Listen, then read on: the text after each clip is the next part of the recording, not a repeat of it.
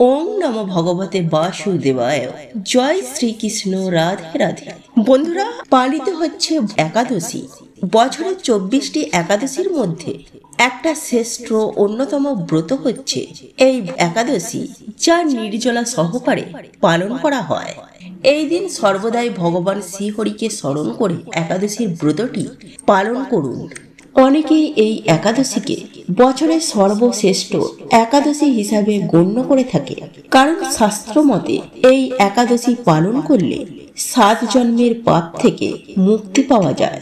বলা হয়, একাদশীর দিন যদি ভগবান শ্রী বিষ্ণু তথা শ্রীকৃষ্ণের চরণে ভক্তি ও নিষ্ঠা সহকারে 2টি তুলসী পাতা অর্পণ করা হয়, তাহলে সকল পাপ থেকে সেই ব্যক্তি মুক্ত হয়ে থাকেন। সেই কারণে এই একাদশী একটা শ্রেষ্ঠ অন্যতম ব্রত হচ্ছে এই একাদশী। বন্ধুরা, আজ এই ভিডিওটির মাধ্যমে আপনাদের সামনে ব্যক্ত করব কিভাবেই বা আপনি এই একাদশী পালন করবেন। যদি কোনো কারণে আপনি এই একাদশী পালন করতে নাও পারেন, তাহলে সেক্ষেত্রে এই দিন কোন কাজটি আমাদের প্রত্যেকেরই করা প্রয়োজন, যাতে আমরা ভগবান শ্রী বিষ্ণুর কৃপা পেতে সক্ষম হতে পারি, এই সমস্ত বিষয় নিয়ে আজকের এই ভিডিওটিতে বিস্তারিত আলোচনা করব। আশা করি দর্শক বন্ধুরা এই ভিডিওটি আপনাকে সমৃদ্ধ করবে। নমস্কার দর্শক বন্ধুরা, সনাতন পরিবার চ্যানেলে আপনাদেরকে জানাই সুস্বাগত। ভারতীয় দর্শন শাস্ত্র এবং বিভিন্ন দেবদেবীর পূজা অর্চনার পদ্ধতি এই চ্যানেলের মূল আলোচনার বিষয়বস্তু। বন্ধুরা, আপনি যদি এই একাদশী পালন করে থাকে, তাহলে আগের দিন থেকেই প্রস্তুতি নেওয়া প্রয়োজন। একাদশীর আগের দিনে আপনাকে তুলসী পাতা সংগ্রহ করে নেওয়া প্রয়োজন, কারণ একাদশী শুরু হলে বা একাদশীর দিন কখনোই তুলসী পাতা চয়ন করা যায় না, অর্থাৎ তুলসী পাতা আপনি ছিঁড়তে পারবেন না। সেই কারণে একাদশীর আগের দিন তুলসী পাতা সংগ্রহ করুন। বন্ধুরা, এই সফলা একাদশীর নিয়মে বলা হয়েছে যে সমস্ত পক্ষে দশমীতে একাহার অর্থাৎ একবার অন্ন গ্রহণ করতে পারবেন, একাদশীতে নিরাহার এবং দ্বাদশীতে একাহার। তবে অনেকেই হয়তো এই বিষয়টি করতে সক্ষম নাও হতে পারে, সেহেতু একাদশীতে সম্পূর্ণ অনাহার বা নিরাহার থেকে আপনি এই একাদশী পালন করতে পারেন। এমনকি শাস্ত্র মতে একাদশীতে কেবলমাত্র পঞ্চ রবি শস্য বর্জন করে ফল মূলাদি এই সমস্ত অনুকল্প গ্রহণ করেও আপনি একাদশী পালন করতে সক্ষম হতে পারেন। পঞ্চ রবি শস্য বলতে আপনারা নিশ্চয়ই জানেন যে ধান জাতীয়, গম জাতীয়, জব বা ভুট্টা জাতীয়, ডাল জাতীয় এবং তৈল জাতীয় খাবার এই দিন বর্জন করতে হয়। যারা একাদশী পালন করছেন, তারা একাদশীর সময়কালে বা একাদশীর দিন কখনোই শরীরে প্রসাদিনী ব্যবহার করবেন না, অর্থাৎ তেল, শ্যাম্পু, সাবান এই সমস্ত জিনিসগুলি একাদশীর দিন ব্যবহার করতে নেই। এবং এই দিন কোনো প্রকারে ক্ষৌর কর্ম অর্থাৎ চুল, নখ, দাড়ি কাটা একাদশীর দিন নিষিদ্ধ।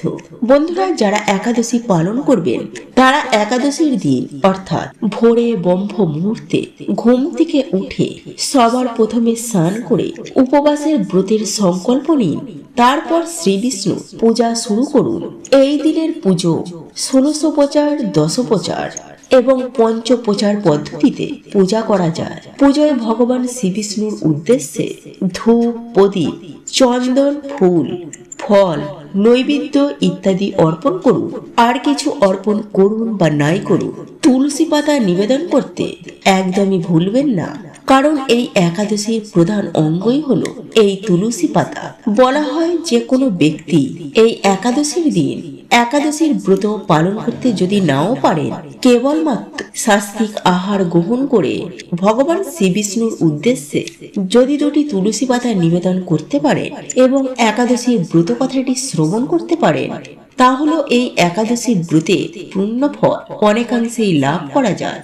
তাই বন্ধুরা, আপনি একাদশীর ব্রত পালন করুন বা নাই করুন, অবশ্যই শ্রী বিষ্ণুর উদ্দেশ্যে 2টি তুলসী পাতা নিবেদন করতে ভুলবেন না। সঙ্গে অবশ্যই একটি ঘিয়ের প্রদীপ প্রজ্বলন করুন এবং একাদশী ব্রত কথাটি শ্রবণ করুন।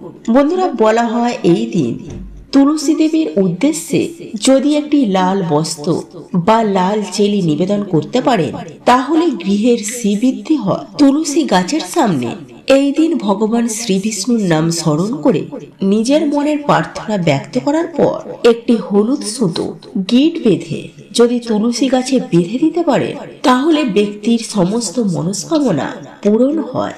এই দিন শ্রীবিষ্ণুর সহস্র নাম শ্রীকৃষ্ণের অষ্টশত নাম, শ্রীমদ্ ভাগবত গীতা পাঠ এগুলির মধ্য থেকে যদি কোনো একটি করতে পারে তাহলে সেক্ষেত্রে গৃহের সর্বদা কল্যাণ হয়।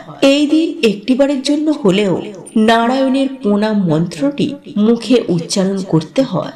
আর এই মন্ত্রটি হলো ওং নমো ব্রাহ্মণ্য দেবায় গো ব্রাহ্মণ্য হিতায় চ জগদ্ধিতায় কৃষ্ণায় গোবিন্দায় নমো নমঃ।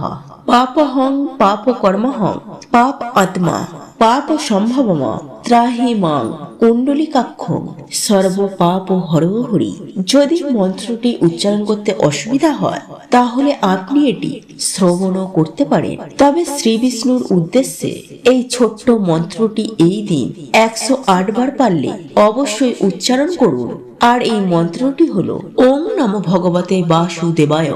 বন্ধুরা, এই একাদশী আপনি ব্রত পালন করুন বা নাই করুন, অবশ্যই এর ব্রত কথা শ্রবণ করা প্রয়োজন।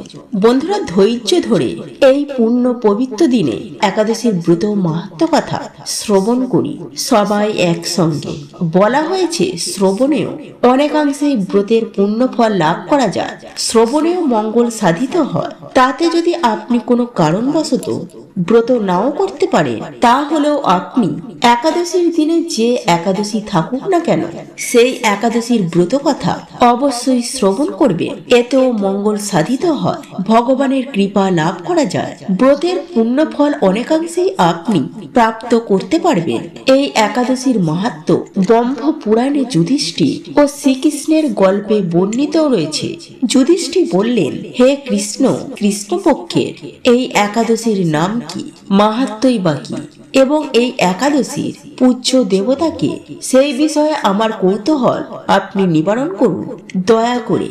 শ্রীকৃষ্ণ বললেন, হে মহারাজ, আমি আপনার কৌতূহলের কারণ বুঝতে পেরেছি, তাই একাদশীর বিষয়ে আপনাকে বলছি। এই একাদশী খুবই শুভ বলে মনে করা হয়। একাদশীর ব্রত ভগবান শ্রী বিষ্ণু নারায়ণকে উৎসর্গ করা হয়। এই দিনে উপবাস করলে মনের সকল ইচ্ছা পূরণ হয় এবং জীবনে সুখ ও সমৃদ্ধির অভাব হয় না। হাজার হাজার তপস্যায় যে ফল লাভ হয় তা একমাত্র একাদশীতে রাত্রি জাগরণের ফলে অনায়াসে লাভ করা যায় এবং পরকালে মুক্তি লাভ হয়। তো এই ছিল আমাদের আজকের ভিডিওটি কেমন লাগলো তা কমেন্ট করে অবশ্যই নিজের মতামত জানাবেন। ভালো লেগে থাকলে অবশ্যই একটি লাইক করবেন। কমেন্টে ভক্তি, ভালোবাসা ও শ্রদ্ধার সহিত জয় মা লক্ষ্মী দেবীর জয় বা জয় শ্রীকৃষ্ণ রাধে রাধে একটি বারের জন্য হলেও লিখে যাবার জন্য অনুরোধ জানাচ্ছি।